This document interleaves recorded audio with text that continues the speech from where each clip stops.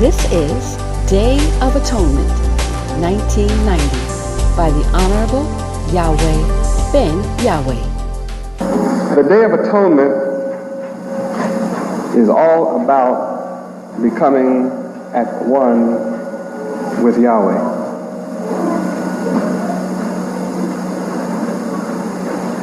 The Day of Atonement is the day appointed for a yearly perfect expiation for all the sins and uncleanliness and uncleanness that has taken place during the year. The Day of Atonement is a most solemn expression of faith and worship developed by Yahweh, who is the merciful, and as a medium of beneficence and love. The Day of Atonement is a tremendous moment of renewal that permeates all Israel and unites us in a solemn joy. And of course, the Day of Atonement is not a time where we run around with a festive attitude, but a repentant mind. Although it is a repentant period, Yahweh lets us know that we are not to walk around with a face of sadness. For this is also a period of no food from sundown Saturday until sundown Sunday. 24 hours of no food in any manner. Some people, when they know the Day of Atonement is upon them, will seek to stock up, as it were. Eat in abundance. Try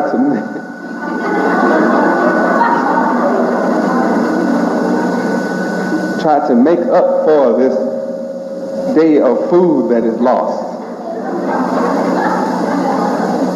And the closer that sundown for the Day of Atonement becomes, the more desperate we become about food. The more conscious we are of sundown. Sundown certainly takes on a special significance. Very special indeed. And people are ready to do strange things to the Shabbat because of no food for the next 24 hours. Some of us don't need food for the next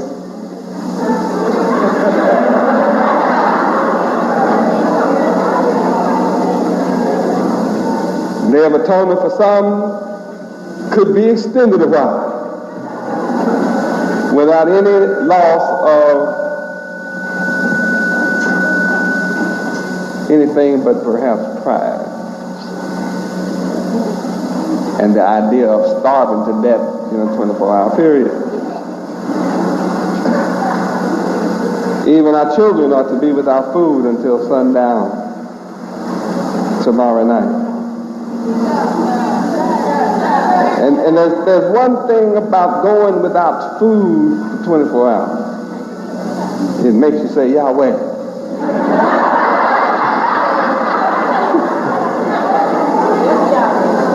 You may not be too conscious about Yahweh tonight, but about noon or early afternoon tomorrow, somewhere about 2 o'clock in the afternoon, 3 o'clock, 4 o'clock, even as late as 5 o'clock, it will seem to you as if the sun is never going to set. You begin to wonder if this is the day of Joshua, where you begin to say, oh Yahweh, don't let the sun set still for another day.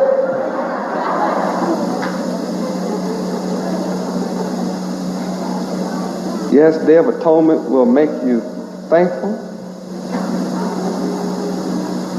grateful for food. It will humble your haughty spirit, and suddenly the name Yahweh becomes real, and you don't seem to forget it. The more time that goes with this, the more you begin to remember the name Yahweh. And your children are going to come at you saying, I'm hungry. And you'll have to be able to tell your children, but it's the Day of Atonement. And your kid may be old enough, smart enough to say, but I have not sinned. I'm too little. Well, Day of Atonement is to remind you to never sin.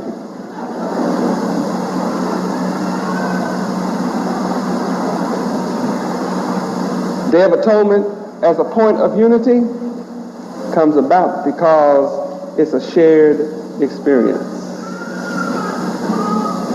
We experience great joy during the Day of Atonement because we understand that we will be purged free of our faults, and that we can begin a wonderful new year of morality and righteousness. That whatever wrong we did this year, we can ask Yahweh to forgive us. Seek the forgiveness of Yahweh. And whatever we neglected, our sins of omission, sin of commission, sin of ignorance, the unknown sins even,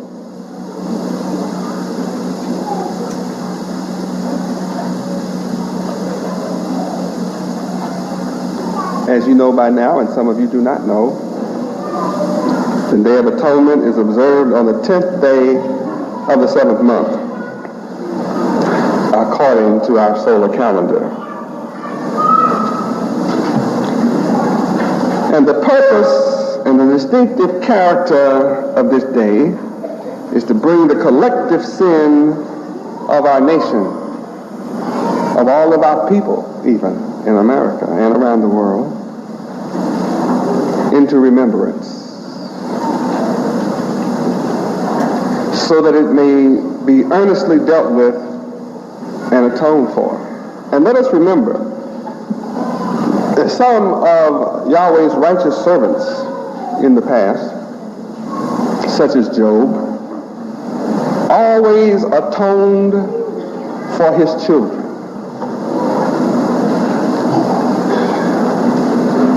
Anybody recall reading that in Job chapter 1, verse 5? Let us turn to Job chapter 1, verse 5.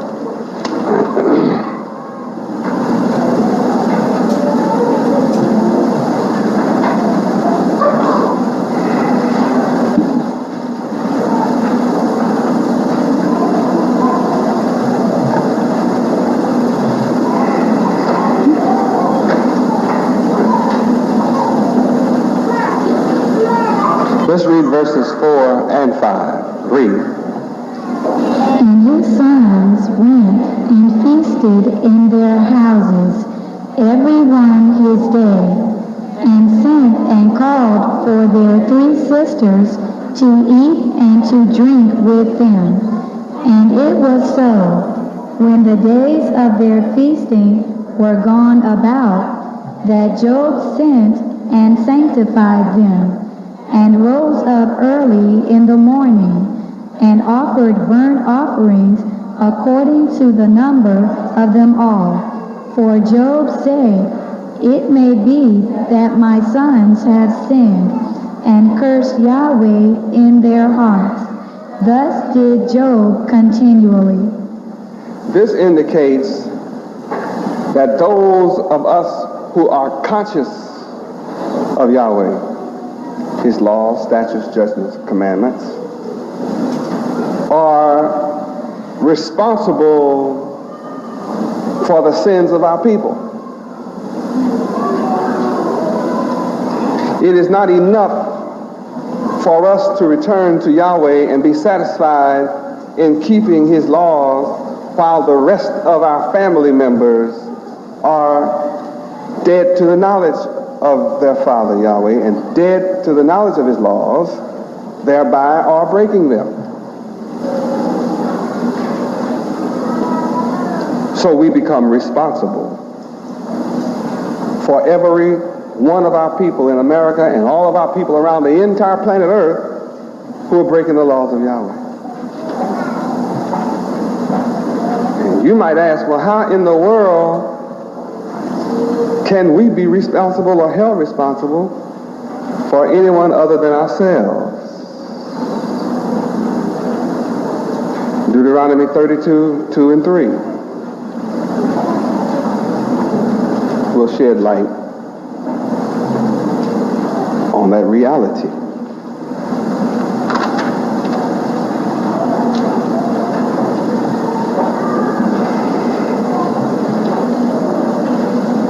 Verse 1 tells you that we have an incredible responsibility. Read. Give ear, O ye heavens, and I will speak, and hear, O earth, the words of my mouth. All right. See who we're responsible to? We're responsible for all who are in heaven and all who are on earth or in earth. We are responsible for all who are conscious of Yahweh, thus in heaven, conscious of Yahweh and obeying the laws of Yahweh, who are thus in heaven, keeping their mind stayed on Yahweh, enjoying perfect peace. Perfect peace is heaven. So those, we're responsible to them, making sure that they hear the law, and we're responsible for those of the earth, those who are carnal-minded, terrestrial-minded, who are suffering and languishing in death, because the ways of the carnal mind is what? Death. So we're responsible for all people who have an earthly mindset, as well as to those of us who are consciously keeping the laws of Yahweh. Now let us read the next two verses and see what our responsibility is and how we meet our responsibility to those in heaven and on earth. Read. My doctrine shall drop as the rain. My speech shall distill as the dew, as the small rain upon the tender herb, and as the showers upon the grass. Because I will publish the name of the Lord Yahweh. Ascribe ye greatness unto our God Yahweh. Now, what is our responsibility? Publishing the name.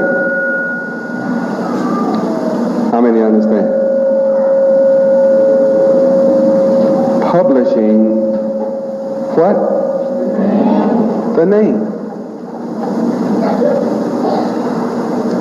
Am I publishing the name of Yahweh? Where in Dade County and Broward County and all am I publishing the name? All over? What do you see out in the public? Yahweh, the name. Yahweh and my picture. Wherever you go up and down in the street, you see somewhere, some corner, sometime, Yahweh. So am I keeping my duty to publish the name? Can't keep the name inside and meet this responsibility of being responsible for all of our sons and daughters who may curse Yahweh. And there are people who have cursed Yahweh in their ignorance. There are people who have said in their ignorance, well, don't nobody like Yahweh too much.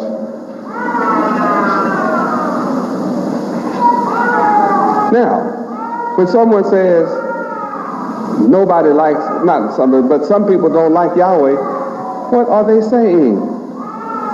That some people don't like the sovereign one. Some people do not like the Creator. Some people do not like the giver of all good and perfect gifts. Some people don't like the one that gave them life. It has to be an ignorant person that says that. Being able to say some people don't like Yahweh means at least one thing has happened. The name has entered their head. That is a monumental achievement. To have the people of the earth who don't like the name call it, have it in their head, can pronounce it correctly. And then, of course, on the other side of the fence are all these people that just love the name. Then you know when you publish the name all over the world and in the heavens, you're guaranteed to cause a lot of curiosity. And when curiosity is roused, people will begin to pick up their dictionaries, encyclopedias, and Bible dictionaries, and some people will begin to research and look up this name. I found out on our trip around America in June, we reached the city of Baltimore, Maryland, and there were some people, there was a man that worked for the city, and he came down to give me a proclamation or some kind of an award or something from the city.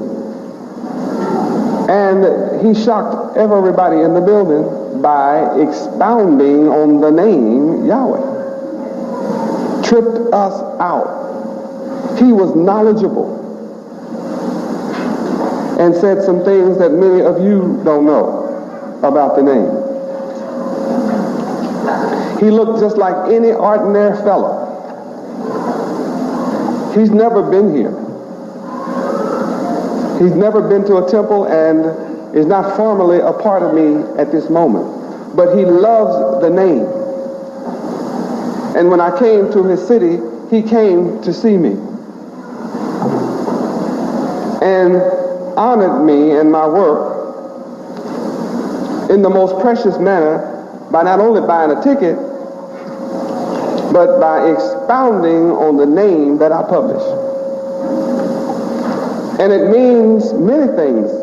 For example, that my enemies and my opponents have no idea of how many people have taken hold to this name because I publish it, and they have learned for themselves some wisdom of the name, and have learned for themselves some of the power, and have respect and reverence for the glory, the honor, and the power in the name. And they have on regular street clothes. They have never worn white in their life. They may not own a white shirt. Yet they're walking around in love with Yahweh ben Yahweh, the name Yahweh. And I say that spells for a new day. It makes for a new day in America, and it shows the power of publishing. How many have seen the name Yahweh lately around town in the public? You've seen it? I guarantee you that my enemies are upset.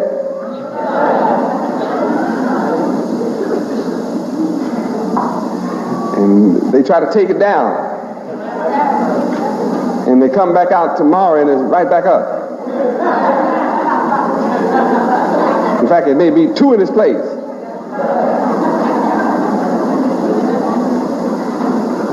And they put in the public newspaper that they were going to crack down on politicians and people who have their signs up so that they would have the excuse to come against me. And I told my disciples that what you have just read in the newspaper is just to prepare the public for them to come after me next week. And they did. I have received letters now from the State Department, North Miami, Homestead, with my name on it. Homestead versus Yahweh Ben Yahweh. For illegal signs being posted. I've received letters from somebody else too. Who was it? Transportation. And even their police officers who have on occasion stopped some of us and said it's illegal to put the signs up. We say, well, what about the politicians? Say, well, you know, they do it. So he said, well, we're going to have to take it down. I said, well, I guess you're going to take down all the politician signs too, and I guess that means you're going to take down some of these other signs that's been up on poles for now 2 or 3 years. Then they say, well, we only have three people in our department. I say, well, I guess you're going to have a hard time. That's what we said. Because we are not going for and will not sit still for selective enforcement, harassment, or persecution for something that we have proof everybody's doing. Yet, you know, they've done it, and we'll deal with it. Glory to Yahweh. We were warned by some of our friends in high places that they were talking about it and planned to do that. And we gained some wisdom on what to do. And we will be following the wisdom of what Yahweh reveals that we should do, because we know wisdom is a defense. Money they're not going to get, but wisdom is a defense.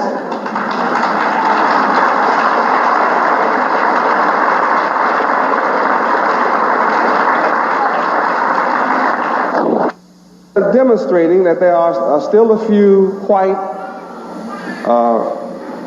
there's a few racist white supremacists sitting in high places, and those are the only ones writing those letters to us. In other words, they are upset that you, my people, number one, suddenly the name is everywhere, forces a controversy in the land, because there is no truth or mercy in the land. Hosea 4:1. Here's what they're upset about. Hosea 4:1.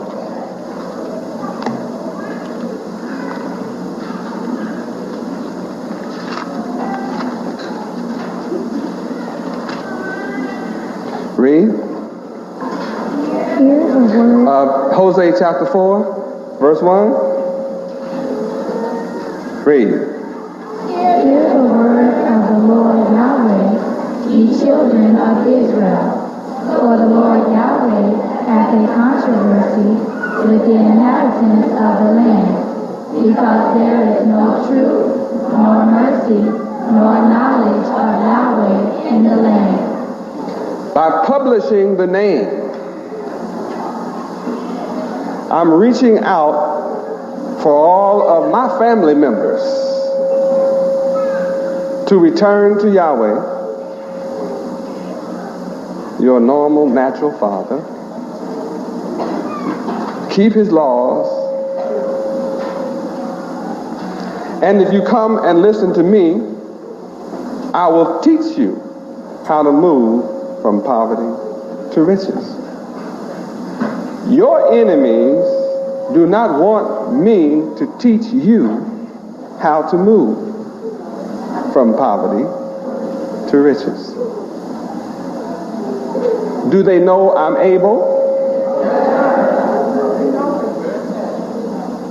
Are they aware I know how? What's the proof? My works. So they know Yahweh Ben Yahweh is not coming with a game. If I were coming with a game, I would be welcomed by everybody. But since I'm coming with the truth in the land, it means I'm coming with mercy. Where there is no truth, there is no mercy. Since I am the author of truth, I'm also the author of mercy. And since I come with mercy,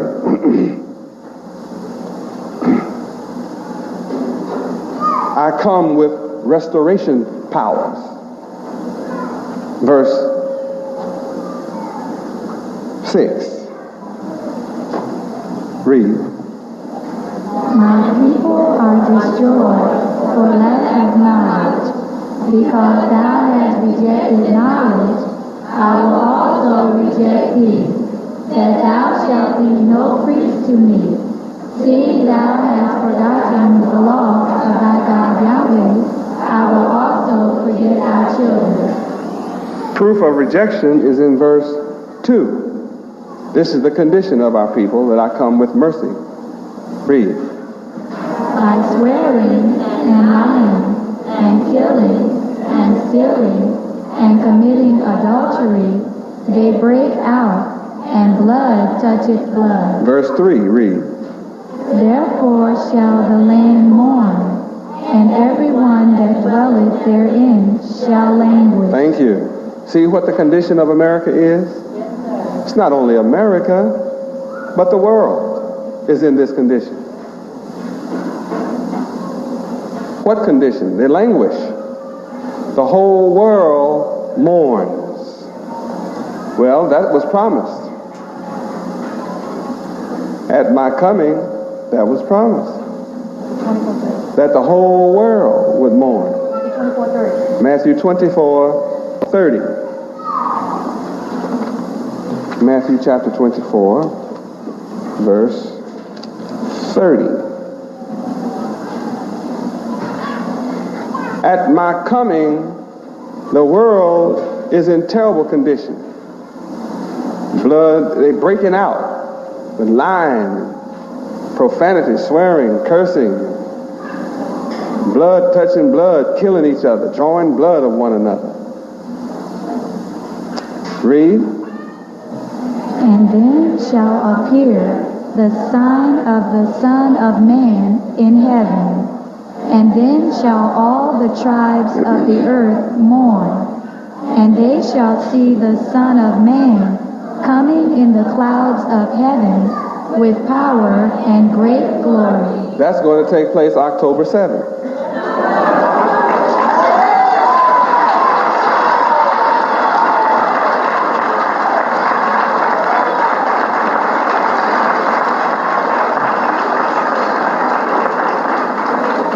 On October 7th, a sign is going to appear. Whose sign? My sign, Yahweh's sign. A sign shall appear, of the Son of Man. It's of me. Where? In heaven. That's where I live. I live in heaven.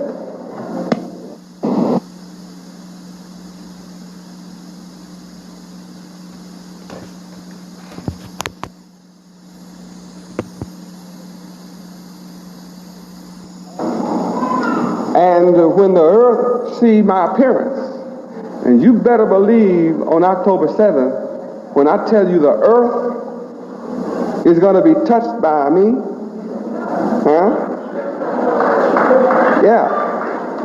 the earth, nations are going to be touched directly by me.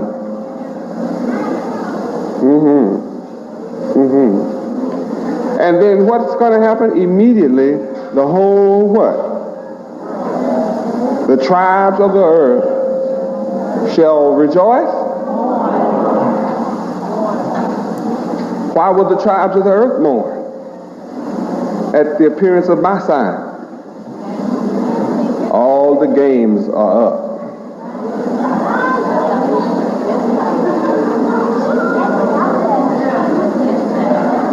I'm going to do that. I'm the only one who has it in the mind to do that.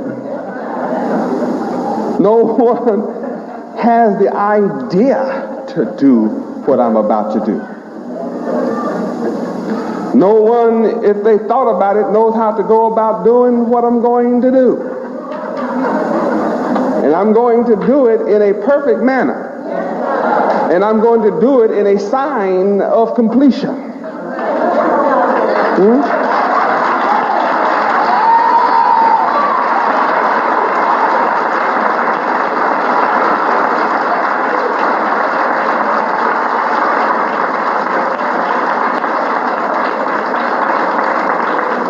And a baby is born in 9 months.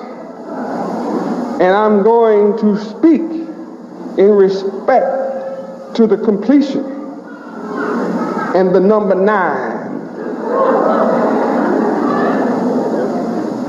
will be prominent in what I have to say, and the earth will be touched. Whew, I'm trying to tell you.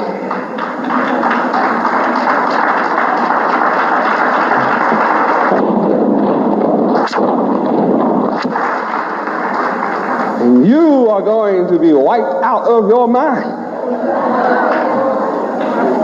I don't wonder about this. Tonight you are hearing prophecy. Yes, yes. I'm so determined to bring this off that as of this moment,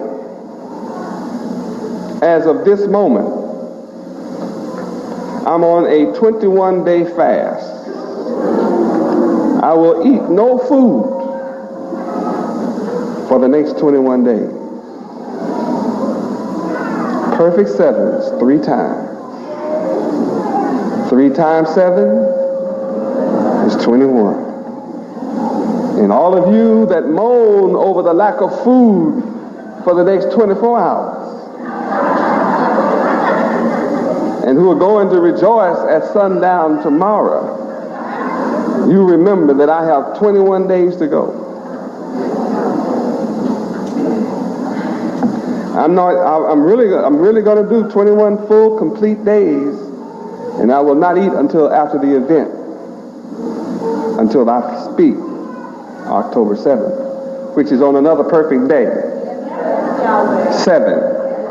And you might think it's an accident, but it's on purpose.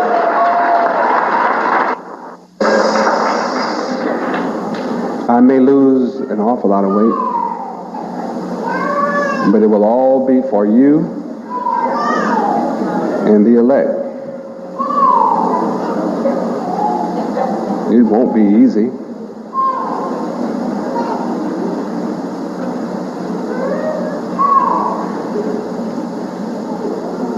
And I may need some of your help to get to the stage, but I'll be there.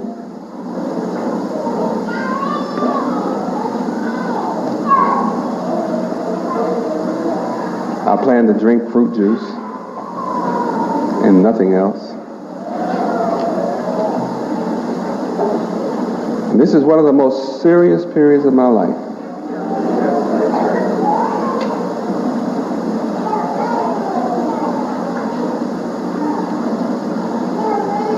And I have an awful lot to think about.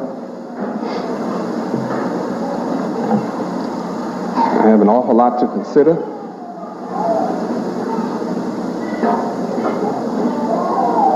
And those around me who know me just a little bit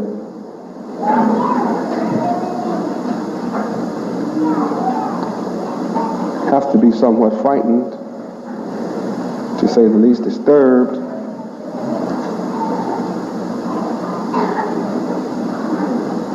And some of you have plans for me after these 21 days. You may even have plans for yourself after these 21 days. And I can assure you, Yahweh really is God. And you are going to be best served if you accept that reality and let yourself be in accord with whatever Yahweh wills and decrees. And you'll find yourself at the marriage supper with me. But if you're going into this Day of Atonement with future plans to sin, you're in trouble.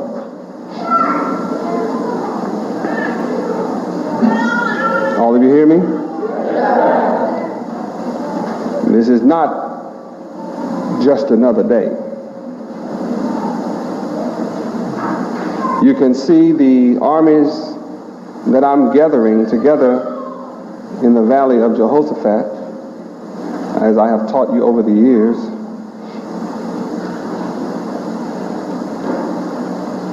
Which signals the end time. And there are two scenarios at this end time. One is Satan coming down with great wrath, knowing that he has but a short time. But for those of us who have studied the words of Yahweh, know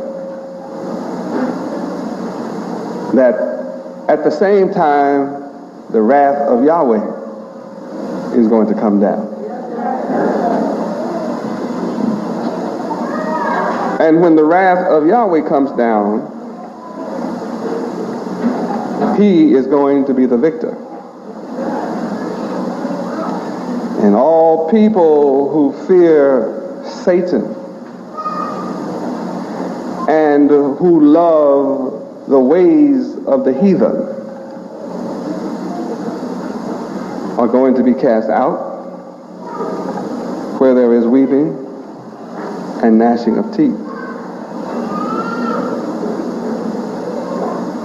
And those of us that choose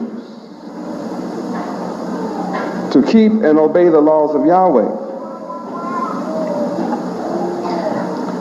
are going to look upon the devils and the heathens that are left and say, is this the man that caused the nations of the earth to tremble?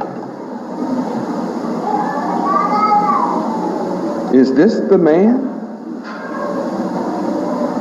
who has been cut down and brought so low? Is he the one that we all thought could destroy? Yes, he has great wrath and he's ready to do it. You can tell he's ready to go. And I told you he's not going without a fight. Because Yahweh is well able to fight. And I have a message on October 7th to the world. It's deeper and broader than what you might imagine. And all peoples will be there. Somebody from all of the people of the earth will be there. They're going to be there.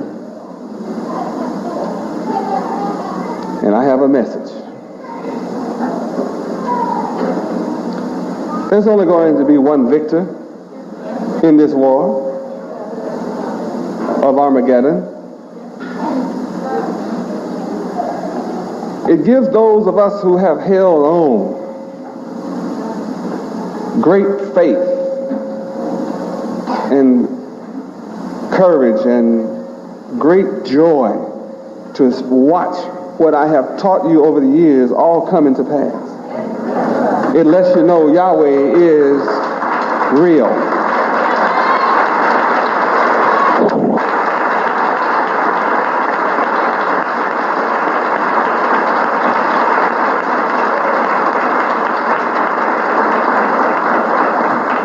And I warn all of us that you had better listen to what I'm saying and hear me well tonight.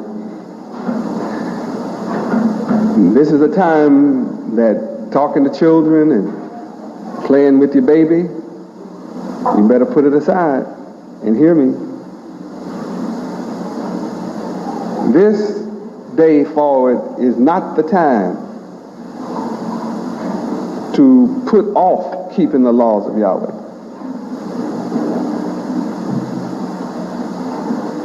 This is not the time to say, I'll keep the laws of Yahweh next year.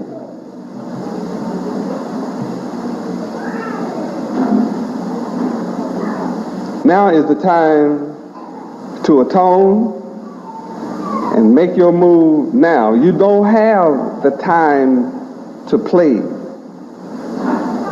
that you've had from the beginning of my teaching up till now. Don't you know and realize and understand from the Word that this is not the time to let the cares of this world consume your mind? This is the period that could be most tempting to you, to let the cares of this world take hold of your mind, the thrills and the joys of this world.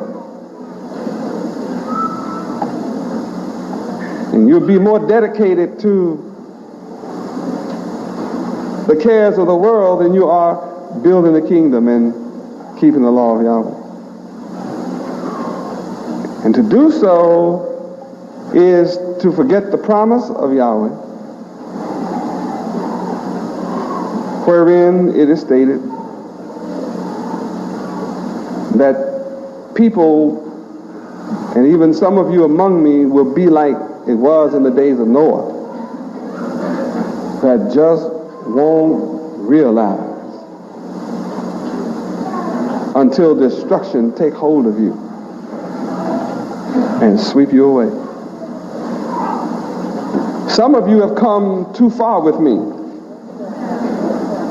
to let the enemy of materialism and lust and the cares of this world to grab hold of you and consume you away from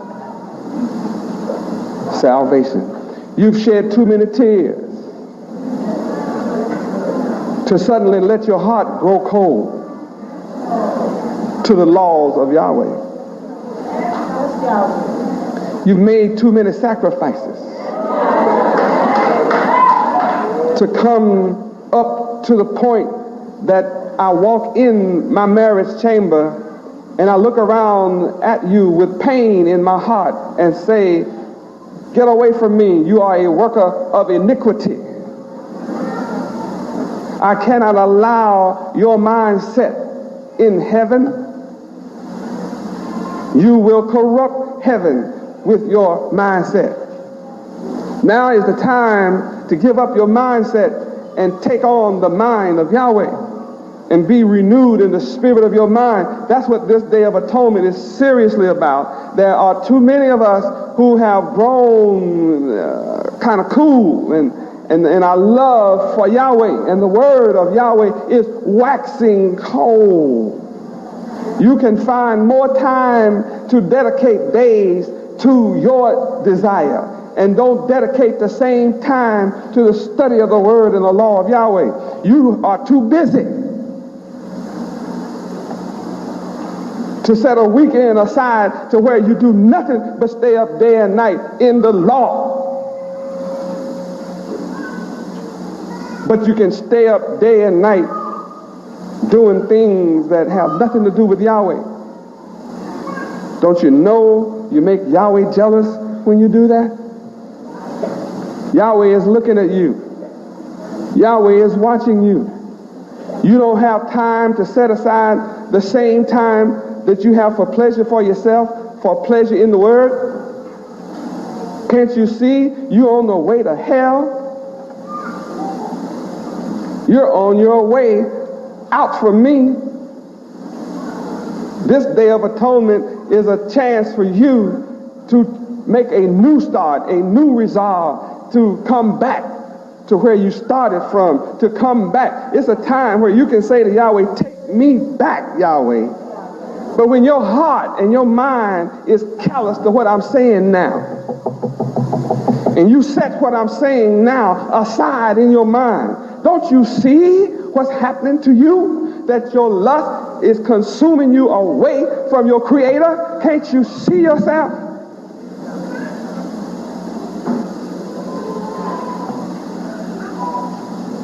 My love for you says, wake up.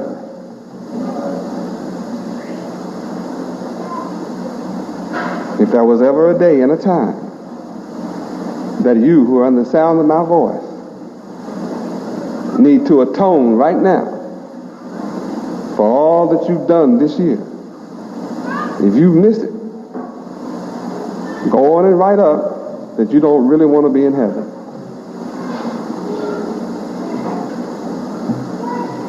Write it up now.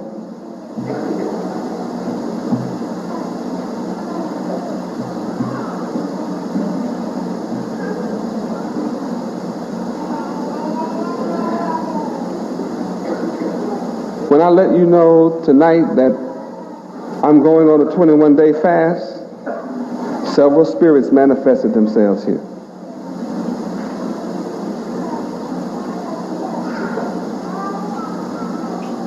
And I felt you who have the Spirit of Yahweh within you absolutely calling out to me. And I could feel you. And I could feel your spirit saying, thank you, Yahweh. It's time. Some of you are saying, it's time. But not everybody here is saying, it's time. But then my message is not for everybody.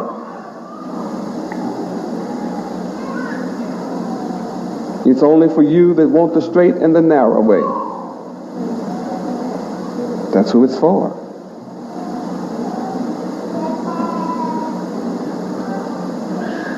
I carry a terrible burden when I teach for 12 years, 10 to 12 years, and then I look out and see people who have just forgotten what I teach.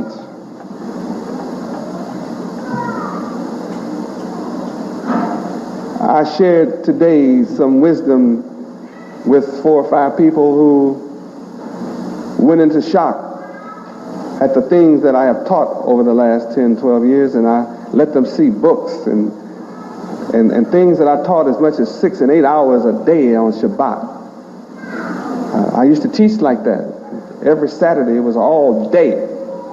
Take a break and have a little lunch, and then we'd come back and just study the law, nothing but the law, just the word, all day. And it was people, you had to love the word to do that. You had to love the word to keep coming and sit down all day long and just have your Bible open, and I just take you from word to word and scripture to scripture and educate you and open your eyes. You had to be in love with the word to come week after week and month after month. And I know it paid off because I'm looking out at your faces now. There are many of you that are still sitting here now, that when the words of Yahweh were found, joy and rejoicing entered your heart.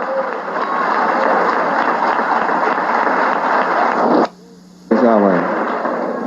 It is those teachings that gave you the foundation that you have, that holds you here in spite of the adversity.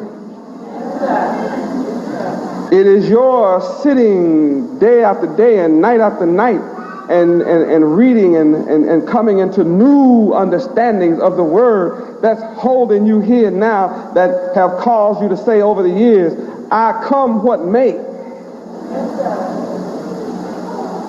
The devil can shoot his best shot, and when he finished, I'll be standing.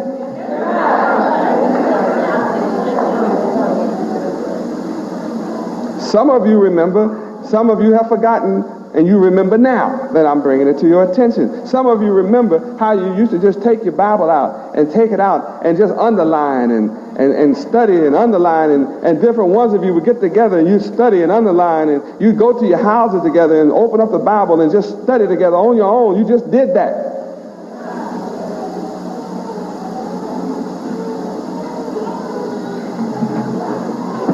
Same book.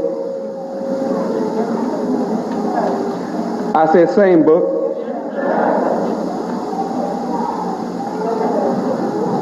Same book. Same book.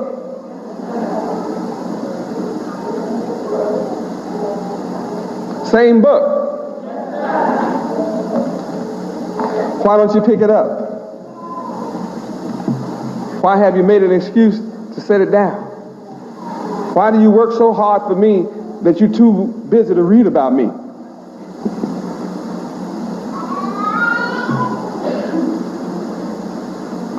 Don't you know when you're too busy and you working so hard for me that you don't have time to pick up this book and your dictionary?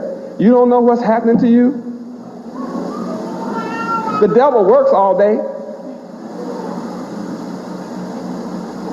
Don't you know you can't fool me with telling me you working for me? I don't care if you wash clothes 22 hours a day. Every day of your life. And you spend the next 2 hours sleeping. I'm going to ask you one day, where's my word in you? When did you pick up my book? When you don't pick this book up, you're not picking me up. But you want me to believe you love me because you wash laundry 22 hours a day. For why you? For the Hebrews. You really think you have me fooled? I'm going to let you fool me up until I get ready to shut my door. And then I'm going to tell you, take your laundry washing behind to outer darkness. And may you enjoy washing clothes in darkness where there is no light, because you were too busy for me. You worked too hard for me. So hard, you never picked me up. Go ahead. Don't say then, remember how hard I worked for you?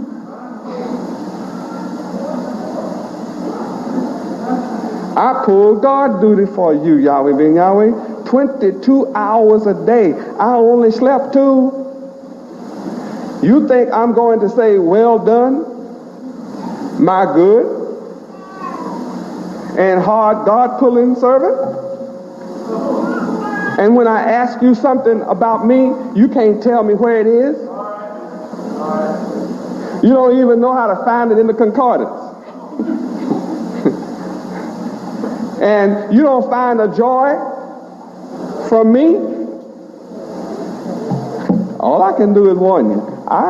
What do I look like coming, forcing you to pick me up?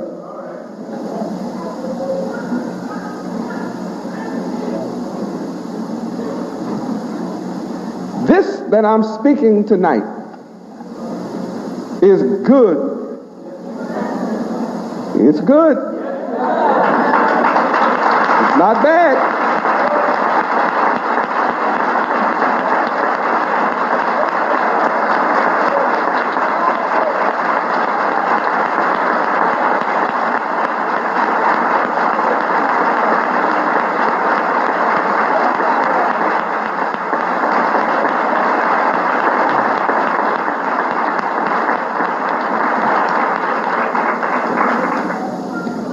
The principle of what I speak transfers to all of your lives.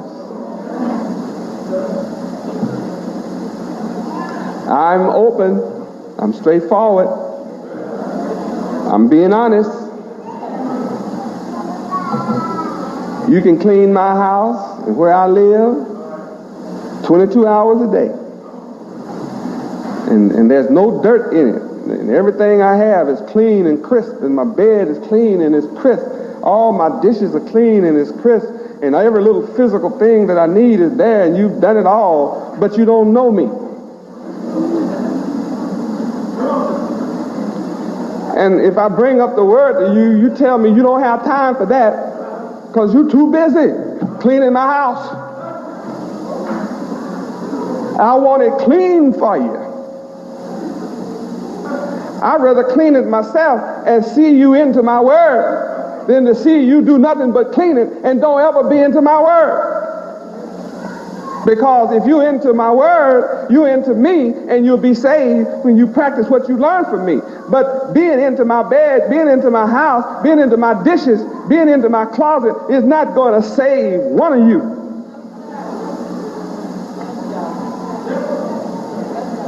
And I'm telling you, you can't fool me with all the work you do. If I don't see you into the word, you can't put it off on nobody else.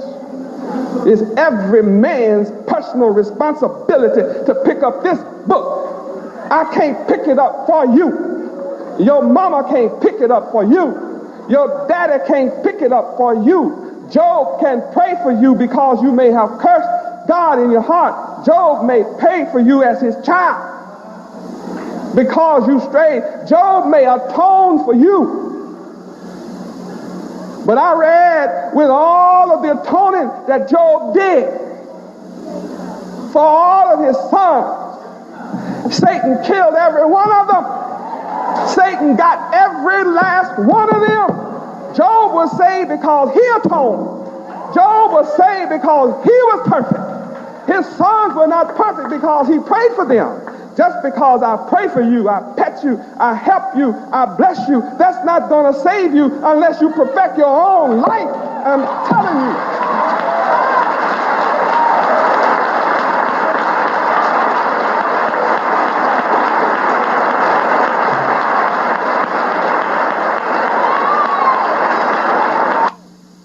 I can see Job praying for his sons.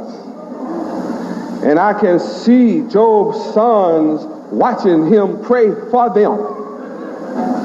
And I can hear Job's sons saying, my father Job is a perfect man. My father Job hates evil. So I'm going to feel safe in his prayer for me. I'm going to feel safe and secure in Job's atonement for me.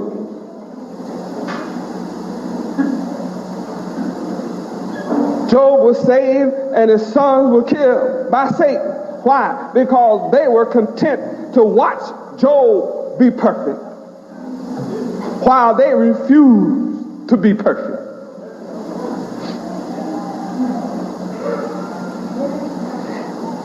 I refuse to demand any one of you here to be perfect. I teach you perfection, and you have to choose for yourself to be perfect or imperfect. I'm not going to sit around and follow you to be perfect. I'm not going to set up a goon squad to follow you and beat you up because you are imperfect. I'm not going to waste 1 minute of my time following you nowhere on this earth to see and ensure that you be perfect. You will not be a part of my kingdom if I have to do that. I'm not looking for a society like the Islamic society where you have the women who have to wear long black garments and the world can't see nothing but their eyes, and the men don't allow them to speak to no man outside of the home, and where if the woman is caught in adultery, the man can kill her and not have any penalty and no trial. This is a situation of where women are forced to have the form of righteousness, but it's not in their heart. I'm not looking for a society where I have to force women to be right. I'm looking for the woman that wants to be right because she loves Yahweh and his law and is right to be right.